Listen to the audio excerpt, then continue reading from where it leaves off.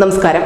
ദക്ഷിണേന്ത്യയിലെ ആന്ധ്രാപ്രദേശ് പോലെ ലോക്സഭാ തെരഞ്ഞെടുപ്പിന്റെയും നിയമസഭാ തെരഞ്ഞെടുപ്പിന്റെയും ചൂട് ഒരുപോലെ നിൽക്കുന്ന ഒരു സംസ്ഥാനമാണ് ഒഡീഷയും. എന്തായാലും ഒഡീഷയിൽ ഇപ്പോൾ രാഷ്ട്രീയ പാർട്ടികൾ തമ്മിൽ പോരടിക്കാനുള്ള ഏറ്റവും പ്രധാനപ്പെട്ട കാരണം അത് എന്തെങ്കിലും തരത്തിലുള്ള അഴിമതി വിഷയങ്ങളോ അല്ലെങ്കിൽ രാഷ്ട്രീയവുമായി ബന്ധപ്പെട്ട വിഷയങ്ങളോ ഒന്നുമല്ല, മറിച്ച് ലുങ്കിയാണ്.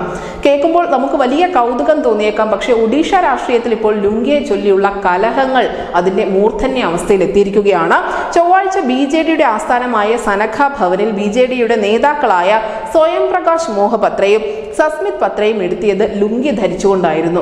വാർത്താ സമ്മേളനം നടത്തുന്നതിന് വേണ്ടിയാണ് ഇവർ ലുങ്കി ധരിച്ചുകൊണ്ട് രംഗത്തെത്തിയത്.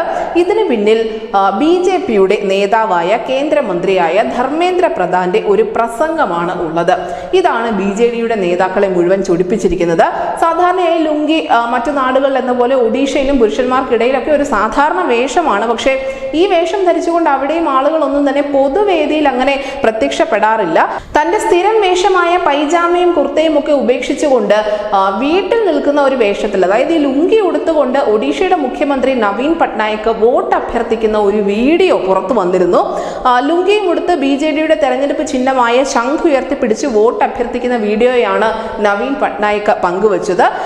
നവീൻ പട്നായിക് ഇത്തരത്തിൽ പ്രത്യക്ഷപ്പെട്ടതാണ് BJP ആയുധമാക്കിയത്. കാരണം നവീൻ പട്നായിക്കിനെ കൊണ്ട് ഇത്തരത്തിലുള്ള കോമാളി വേഷം കെട്ടിക്കുന്നത് അദ്ദേഹത്തിന്റെ സന്തത സഹചാരിയായ ആൾ തന്നെയാണ് എന്ന വിമർശനമാണ് ഈ ധർമ്മേന്ദ്ര പ്രധാൻ ഉയർത്തിയത്.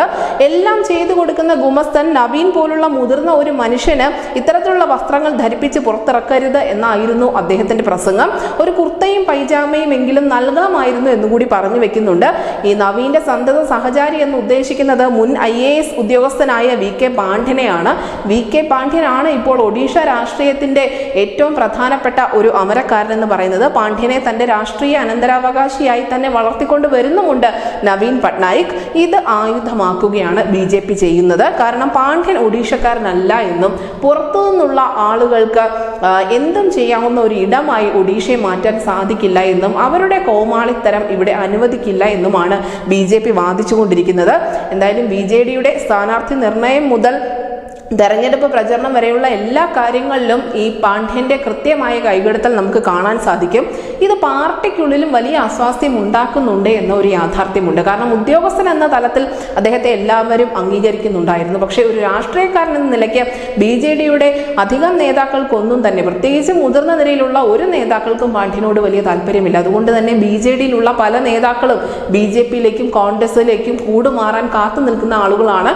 ഈ BJPയും കോൺഗ്രസും അതിനുള്ള എല്ലാ ശ്രമങ്ങളും തുടരുന്നുമുണ്ട്. അതിനിടയിലാണ് ലുങ്കി എടുത്തുകൊണ്ട് ഈ നവീൻ പട്നായിക്കിനെ ഇത്തരത്തിൽ ഒരു പൊതു വീഡിയോയിൽ പ്രത്യക്ഷപ്പെടുത്തിയത് പാണ്ഡ്യനാണ് എന്ന തരത്തിലുള്ള ആരോപണം വരുന്നതും അതിന് തൊട്ടു പിന്നാലെ ലുങ്കി പൊളിറ്റിക്സ് എന്ന പേരിൽ ഒഡീഷയിൽ പുതിയ നാടകങ്ങൾ അരങ്ങേറിക്കൊണ്ടിരിക്കുന്നതും. News desk India Malayalam.